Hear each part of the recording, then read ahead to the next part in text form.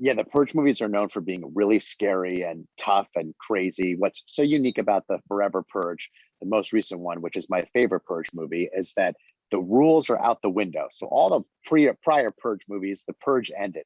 And this movie, the siren goes off at 7 o'clock, but the Purge doesn't end.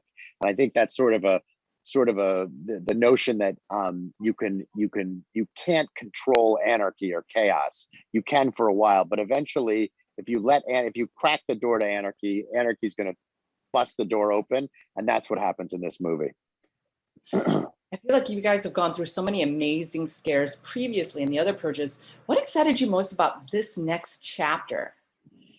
One of the things that excited me most about this next chapter of the Purge, besides the fact that it's the first Purge without rules, is the setting of the Purge. It's almost a Western setting. It's not, all the other Purges have been urban or suburban, and this is really set in the West. And it's the cowboy version of the Purge, which I thought was really cool and I loved. Hence my hat. It works out really well for the movie, I have to say. And you've been the shepherd of the Purge franchise. What has impressed you most about seeing the evolution of these movies and where it has ended now? The thing that's most impressive about the Purge movies, to me, first of all, it's one of the only franchises where every movie, more people has outperformed the prior movie. So as we've gone and continue to make the movies, more people have seen each one than the prior one, which is almost never happened in a franchise before. I don't know of any franchise that's happened.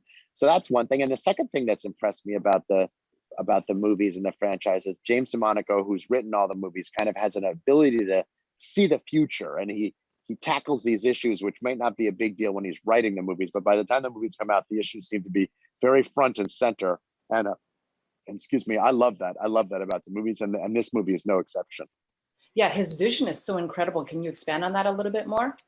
Yeah, James DeMonaco had this cut someone off on a freeway in Staten Island. And that was and he said, I gotta kill that person. His wife was in the driver's seat. His wife said, you should make a movie about that. What if you could? What if you could get away with it?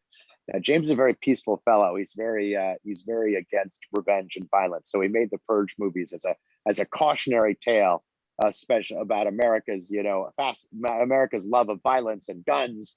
And he said, okay, well, let's take it a step further.